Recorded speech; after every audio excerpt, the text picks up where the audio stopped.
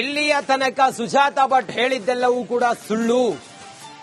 ರಿಪ್ಪನ್ಪೇಟೆಯ ಅಂದಿನ ಕಮಲವಾಣಿ ಲೇಖನವೇ ಇದಕ್ಕೆ ಸಾಕ್ಷಿ. ಸುಜಾತಾ ಭಟ್ ಹೇಳಿದ್ದು ಕಟ್ಟು ಕತೆ ಅಂತ ಹೇಳಿ ವಸಂತ್ ಗಿಳಿಯಾರ್ ಕಿಡಿಕಾರಿದ್ದಾರೆ. ಒಂದು ಸಣ್ಣ ದಾಖಲೆಗಳು ಇಲ್ಲದೆ ಆರೋಪವನ್ನು ಮಾಡ್ತಿದ್ದಾರೆ. ಫೋಟೋ ಕ್ರಿಯೇಟ್ ಮಾಡಿ ಅನನ್ಯ ಭಟ್ ಅಂತ ಹೇಳಿ ಹೇಳಿದ್ದಾರೆ. ಈ ಫೋಟೋದಲ್ಲಿರೋದು ಯಾರು ಅಂತ ಗೊತ್ತಾಗಿದೆ. ಇದರ ಹಿಂದೆ ವ್ಯವಸ್ಥಿತವಾದ ಜಾಲ ಇದೆ, ಷಡ್ಯಂತ್ರ ಮಾಡ್ತಿದ್ದಾರೆ. ರಿಪಬ್ಲಿಕ್ ಕನ್ನಡಕ್ಕೆ ವಸಂತ ಗಿಳಿಯಾರ್ ಪ್ರತಿಕ್ರಿಯೆಯನ್ನು ಕೊಟ್ಟಿದ್ದಾರೆ. ಒಂದು ಸಣ್ಣ ದಾಖಲೆಗಳು ಇಲ್ಲದೆ ಆರೋಪ ಮಾಡ್ತಿದ್ದಾರೆ. ಇದೆಲ್ಲವೂ ಈಗ ಬಯಲಾಗಿದೆ ಅಂತ ಹೇಳಿ ಗಿಳಿಯಾರ್ ಹೇಳಿದ್ದಾರೆ. ವೀಕ್ಷಕರೇ, ಧರ್ಮಸ್ಥಳ ಶವಗಳನ್ನು ಹೂತಿಟ್ಟ ಒಂದು ಕೇಸ್ಗೆ ಸಂಬಂಧಪಟ್ಟಂತೆ ದಿನನಿತ್ಯ ಸಾಕಷ್ಟು ವಿಚಾರಗಳು ಬರ್ತಾ ಇದ್ದಾವೆ. ಇಲ್ಲಿ ಒಂದು ವಿಚಾರನ ನೋಡ್ತಾ ಇದ್ರೆ ಮತ್ತೊಬ್ರು ಬರ್ತಾ ಇದ್ದಾರೆ. 12 ವರ್ಷಗಳ ಹಿಂದಿನ ಒಂದು ಕೇಸ್ ಬರುತ್ತೆ. ಕಾಣದ ಒಂದು ಕೈವಾಡಗಳು ಇಲ್ಲಿ ಒಂದು ಷಡ್ಯಂತ್ರ ನಡೆಸ್ತಾ ಇದ್ದಾವೆ. ಎಲ್ಲದ್ರ ಕುರಿತಾಗಿ ಮಾತನಾಡ್ತಾ ಇದ್ದಾರೆ. ಆ ಮ್ಯಾಜಿಕ್ ಅಜ್ಜಿ ಹೇಳಿರೋದು ಪೂರ ಸುಳ್ಳೇ ರೀ.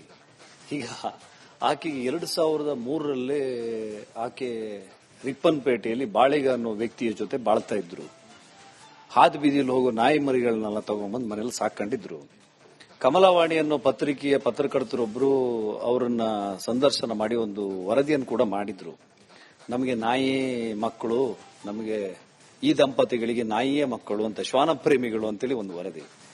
ಈ ಮ್ಯಾಜಿಕ್ ಅಜ್ಜಿ ಅದೇ ಹೊತ್ತಿಗೆ ನನ್ನ ಮಗಳು ಅನನ್ಯ ಭಟ್ ಅನ್ನೋಳು MBBS ಮಾಡ್ತಾ ಇದ್ಲು. ಅವಳಿಗೆ 22 ವರ್ಷ ವಯಸ್ಸಾಗಿತ್ತು ಅಂತ.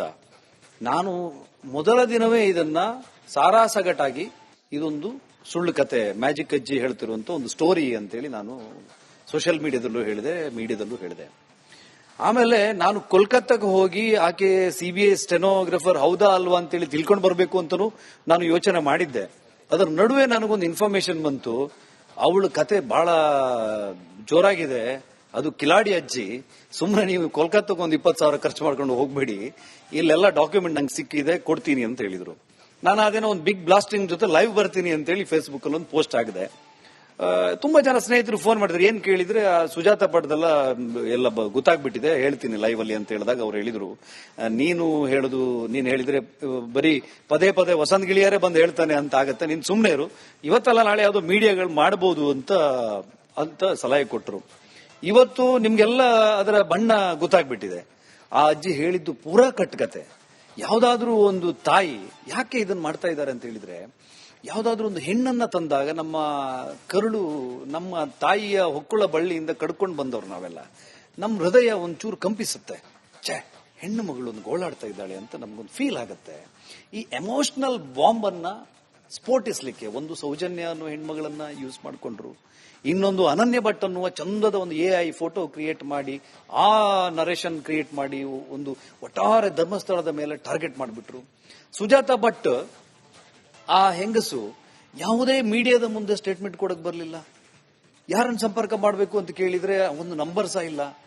ಒಂದು ನಂಬರ್ ಮಂಜುನಾಥ್ ಅಂತೇಳಿ ಒಬ್ಬ ಅಡ್ವೊಕೇಟ್ ಇತ್ತು, ಆ ಮನುಷ್ಯನಿಗೆ ಫೋನ್ ಮಾಡಿದ್ರೆ ಅದು ಈಗ ಕೊಡಕ್ ಬರಲ್ಲ, ಇನ್ನೊಂದ್ಸಲ ಕೇಳ್ತೀನಿ, ಅವ್ರು ಪರ್ಮಿಷನ್ ಮಾಡ್ತಾ ಇಲ್ಲ ಅಂತ ಹೇಳಿದ್ರು. ನಾನು ಅವ್ರಿಗೆ ಕೇಳಿದೆ, ನಾನು ಪ್ರಕಾಶ್ ಅನ್ನೋ ಒಂದು ಬೇರೆ ಹೆಸರಲ್ಲಿ ಮಾತಾಡಿದೆ ಅವರಿಗೆ, ನೀವು ಸರ್ ನಾನು ಮಣಿಪಾಲದಲ್ಲಿ ಇನ್ಫಾರ್ಮೇಶನ್ ತಗೊಂಡಿದ್ದೀನಿ, ಆ ಇಯರ್ ಅಲ್ಲಿ ಆ ತರದ ಹೆಣ್ಣು ಮಗು ಇಲ್ಲ ಅವ್ರು ಹೇಳ್ತಾ ಇರುವಂತದ್ದು, ಮತ್ತೆ ಫಸ್ಟ್ ಸೆಮಿಸ್ಟರ್ಗೆ 22 ವರ್ಷ ಹೆಂಗಾಗತ್ತೆ, ನೀವು ನೋಡಿದಿರ ಸರ್ ಡಾಕ್ಯುಮೆಂಟ್ ಅಂತ ಕೇಳಿದೆ. ಯಾರಿಗೆ?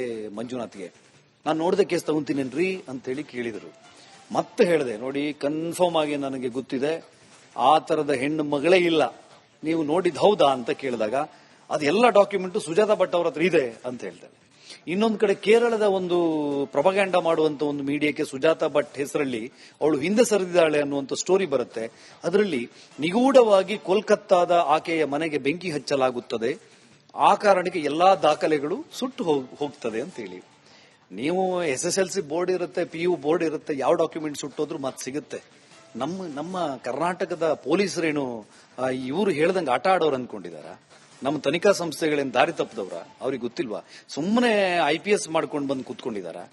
ಮತ್ತೆ ನನಗೆ ಬಹಳ ಆಶ್ಚರ್ಯ ಆಗುದೇನಂದ್ರೆ, ಏನು ಒಂದು ಸಣ್ಣ ಕಾಗದ ಪತ್ರವೂ ಇಲ್ಲದೆ ಯಾವ ಕಾನ್ಫಿಡೆನ್ಸ್ ಅಲ್ಲಿ ಇವರು ಈ ತರದ ಬಣ್ಣಗೇಡಿ ಸುಳ್ಳುಗಳನ್ನು ಹೇಳ್ತಾರೆ? ಎಂತ ಲಜ್ಜೆಗೇಡಿ ಮನೋಸ್ಥಿತಿಯವರು ಇವರು. ಆಶ್ಚರ್ಯ ಆಗ್ತಾ ಇದೆ ನನಗೆ ಇದ್ರ ಬಗ್ಗೆ. ಇದಿಷ್ಟು ಪತ್ರಕರ್ತರಾದಂತಹ ವಸಂತ ಗಿಳಿಯಾರ್ ಅವರ ಒಂದು ಅಭಿಪ್ರಾಯವಾಗಿತ್ತು. ನೋಡ್ತಾ ಇರಿ ರಿಪಬ್ಲಿಕ್ ಕನ್ನಡ, ಇದು ನಿಮ್ಮ ಧ್ವನಿ. ಮತ್ತೆ ಮ್ಯಾಜಿಕ್ ಅಜ್ಜಿ ಹೇಳ್ತಿರುವಂತ ಒಂದು ಸ್ಟೋರಿ ಅಂತೇಳಿ ನಾನು ಸೋಷಿಯಲ್ ಮೀಡಿಯಾದಲ್ಲೂ ಹೇಳಿದೆ. ಆಮೇಲೆ ನಾನು ಕೋಲ್ಕತ್ತಾಗೆ ಹೋಗಿ ಆಕೆ CBI ಸ್ಟೆನೋಗ್ರಫರ್ ಹೌದಾ ಅಲ್ವಾ ಅಂತೇಳಿ ತಿಳ್ಕೊಂಡು ಬರಬೇಕು ಅಂತನೂ ನಾನು ಯೋಚನೆ ಮಾಡಿದ್ದೆ. ಅದರ ನಡುವೆ ನನಗೊಂದು ಇನ್ಫಾರ್ಮೇಶನ್ ಬಂತು, ಅವಳ ಕತೆ ಬಹಳ ಜೋರಾಗಿದೆ, ಅದು ಕಿಲಾಡಿ ಅಜ್ಜಿ, ಸುಮ್ಮನೆ ನೀವು ಕೋಲ್ಕತ್ತಾಗ ಒಂದು 20,000 ಖರ್ಚು ಮಾಡ್ಕೊಂಡು ಹೋಗ್ಬೇಡಿ, ಇಲ್ಲೆಲ್ಲ ಡಾಕ್ಯುಮೆಂಟ್ ನಂಗೆ ಸಿಕ್ಕಿದೆ ಕೊಡ್ತೀನಿ ಅಂತ ಹೇಳಿದ್ರು. ನಾನು ಅದೇನೋ ಒಂದು ಬಿಗ್ ಬ್ಲಾಸ್ಟಿಂಗ್ ಜೊತೆ ಲೈವ್ ಬರ್ತೀನಿ ಅಂತೇಳಿ ಫೇಸ್ಬುಕ್ ಅಲ್ಲಿ ಒಂದು ಪೋಸ್ಟ್ ಆಗಿದೆ. ತುಂಬಾ ಜನ ಸ್ನೇಹಿತರು ಫೋನ್ ಮಾಡಿದ್ರು, ಏನ್ ಕೇಳಿದ್ರೆ ಸುಜಾತ ಪಟ್ಟದೆಲ್ಲ ಎಲ್ಲ ಗೊತ್ತಾಗ್ಬಿಟ್ಟಿದೆ, ಹೇಳ್ತೀನಿ ಲೈವ್ ಅಲ್ಲಿ ಅಂತ ಹೇಳಿದಾಗ ಅವ್ರು ಹೇಳಿದ್ರು, ನೀನು ಹೇಳಿದ್ರೆ ಬರೀ ಪದೇ ಪದೇ ವಸಂತ್ ಗಿಳಿಯಾರೇ ಬಂದು ಹೇಳ್ತಾನೆ ಅಂತ ಆಗತ್ತೆ, ನೀನ್ ಸುಮ್ನೆ ಇರು, ಇವತ್ತಲ್ಲ ನಾಳೆ ಯಾವ್ದೋ ಮೀಡಿಯಾಗಳು ಮಾಡಬಹುದು ಅಂತ ಸಲಹೆ ಕೊಟ್ಟರು. ಇವತ್ತು ನಿಮ್ಗೆಲ್ಲ ಅದರ ಬಣ್ಣ ಗೊತ್ತಾಗ್ಬಿಟ್ಟಿದೆ. ಆ ಅಜ್ಜಿ ಹೇಳಿದ್ದು ಪೂರಾ ಕಟ್ಟುಕತೆ. ಯಾವ್ದಾದ್ರೂ ಒಂದು ತಾಯಿ ಯಾಕೆ ಇದನ್ನ ಮಾಡ್ತಾ ಇದ್ದಾರೆ ಅಂತ ಹೇಳಿದ್ರೆ, ಯಾವ್ದಾದ್ರೂ ಒಂದು ಹೆಣ್ಣನ್ನ ತಂದಾಗ ನಮ್ಮ ಕರುಳು, ನಮ್ಮ ತಾಯಿಯ ಹೊಕ್ಕುಳ ಬಳ್ಳಿಯಿಂದ ಕಡ್ಕೊಂಡು ಬಂದವ್ರು ನಾವೆಲ್ಲ, ನಮ್ಮ ಹೃದಯ ಒಂಚೂರು ಕಂಪಿಸುತ್ತೆ. ಹೆಣ್ಣು ಮಗಳು ಒಂದು ಗೋಳಾಡ್ತಾ ಇದ್ದಾಳೆ ಅಂತ ನಮ್ಗೊಂದು ಫೀಲ್ ಆಗುತ್ತೆ. ಈ ಎಮೋಷನಲ್ ಬಾಂಬ್ ಅನ್ನ ಸ್ಫೋಟಿಸ್ಲಿಕ್ಕೆ ಒಂದು ಸೌಜನ್ಯ ಅನ್ನೋ ಹೆಣ್ಮಗಳನ್ನ ಯೂಸ್ ಮಾಡ್ಕೊಂಡ್ರು, ಇನ್ನೊಂದು ಅನನ್ಯ ಭಟ್ ಅನ್ನುವ ಚಂದದ ಒಂದು AI ಫೋಟೋ ಕ್ರಿಯೇಟ್ ಮಾಡಿ ಆ ನರೇಷನ್ ಕ್ರಿಯೇಟ್ ಮಾಡಿ ಒಂದು ಒಟ್ಟಾರೆ ಧರ್ಮಸ್ಥಳದ ಮೇಲೆ ಟಾರ್ಗೆಟ್ ಮಾಡಿಬಿಟ್ರು. ಸುಜಾತ ಭಟ್ ಆ ಹೆಂಗಸು ಯಾವುದೇ ಮೀಡಿಯಾದ ಮುಂದೆ ಸ್ಟೇಟ್ಮೆಂಟ್ ಕೊಡಕ್ ಬರಲಿಲ್ಲ. ಯಾರನ್ನ ಸಂಪರ್ಕ ಮಾಡಬೇಕು ಅಂತ ಕೇಳಿದ್ರೆ ಒಂದು ನಂಬರ್ ಸಹ ಇಲ್ಲ. ಒಂದು ನಂಬರ್ ಮಂಜುನಾಥ್ ಅಂತೇಳಿ ಒಬ್ಬ ಅಡ್ವೊಕೇಟ್ ಇತ್ತು, ಆ ಮನುಷ್ಯನಿಗೆ ಫೋನ್ ಮಾಡಿದ್ರೆ ಅದು ಈಗ ಕೊಡಕ್ ಬರಲ್ಲ, ಇನ್ನೊಂದ್ಸಲ ಕೇಳ್ತೀನಿ, ಅವ್ರು ಪರ್ಮಿಷನ್ ಮಾಡ್ತಾ ಇಲ್ಲ ಅಂತ ಹೇಳಿದ್ರು. ನಾನು ಅವ್ರಿಗೆ ಕೇಳಿದೆ, ನಾನು ಪ್ರಕಾಶ್ ಅನ್ನೋ ಒಂದು ಬೇರೆ ಹೆಸರಲ್ಲಿ ಮಾತಾಡಿದೆ ಅವರಿಗೆ, ನೀವು ಸರ್ ನಾನು ಮಣಿಪಾಲದಲ್ಲಿ ಇನ್ಫಾರ್ಮೇಶನ್ ತಗೊಂಡಿದ್ದೀನಿ, ಆ ಇಯರ್ ಅಲ್ಲಿ ಆ ತರದ ಹೆಣ್ಣು ಮಗು ಇಲ್ಲ ಅವ್ರು ಹೇಳ್ತಾ ಇರುವಂತದ್ದು, ಮತ್ತೆ ಫಸ್ಟ್ ಸೆಮಿಸ್ಟರ್ಗೆ 22 ವರ್ಷ ಹೆಂಗಾಗತ್ತೆ, ನೀವು ನೋಡಿದಿರ ಸರ್ ಡಾಕ್ಯುಮೆಂಟ್ ಅಂತ ಕೇಳಿದೆ. ಯಾರಿಗೆ? ಮಂಜುನಾಥ್ಗೆ. ನಾನು ನೋಡಿದೆ ಕೇಸ್ ತಗೊಂತೀನೇನ್ರಿ ಅಂತೇಳಿ ಕೇಳಿದ್ರು. ಮತ್ತೆ ಹೇಳಿದೆ, ನೋಡಿ ಕನ್ಫರ್ಮ್ ಆಗಿ ನನಗೆ ಗೊತ್ತಿದೆ, ಆ ತರದ ಹೆಣ್ಣು ಮಗಳೇ ಇಲ್ಲ, ನೀವು ನೋಡಿದ್ ಹೌದಾ ಅಂತ ಕೇಳಿದಾಗ ಅದೆಲ್ಲ ಡಾಕ್ಯುಮೆಂಟ್ ಸುಜಾತ ಭಟ್ ಅವ್ರ ಹತ್ರ ಇದೆ ಅಂತ ಹೇಳ್ತಾರೆ. ಇನ್ನೊಂದು ಕಡೆ ಕೇರಳದ ಒಂದು ಪ್ರೊಪಗ್ಯಾಂಡ ಮಾಡುವಂತ ಒಂದು ಮೀಡಿಯಾಕ್ಕೆ ಸುಜಾತ ಭಟ್ ಹೆಸರಲ್ಲಿ ಅವಳು ಹಿಂದೆ ಸರಿದಿದ್ದಾಳೆ ಅನ್ನುವಂತ ಸ್ಟೋರಿ ಬರುತ್ತೆ. ಅದರಲ್ಲಿ ನಿಗೂಢವಾಗಿ ಕೋಲ್ಕತ್ತಾದ ಆಕೆಯ ಮನೆಗೆ ಬೆಂಕಿ ಹಚ್ಚಲಾಗುತ್ತದೆ, ಆ ಕಾರಣಕ್ಕೆ ಎಲ್ಲಾ ದಾಖಲೆಗಳು ಸುಟ್ಟು ಹೋಗ್ತದೆ ಅಂತ ಹೇಳಿ.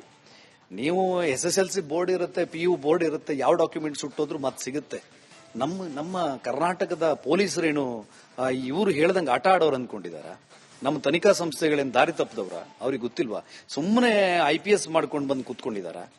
ಮತ್ತೆ ನನಗೆ ಬಹಳ ಆಶ್ಚರ್ಯ ಆಗುದೇನಂದ್ರೆ, ಏನು ಒಂದು ಸಣ್ಣ ಕಾಗದ ಪತ್ರವೂ ಇಲ್ಲದೆ ಯಾವ ಕಾನ್ಫಿಡೆನ್ಸ್ ಅಲ್ಲಿ ಇವರು ಈ ತರದ ಬಣ್ಣಗೇಡಿ ಸುಳ್ಳುಗಳನ್ನು ಹೇಳ್ತಾರೆ?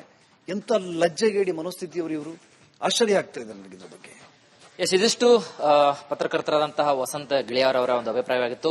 ನೋಡ್ತಾ ಇರಿ ರಿಪಬ್ಲಿಕ್ ಕನ್ನಡ, ಇದು ನಿಮ್ಮ ಧ್ವನಿ.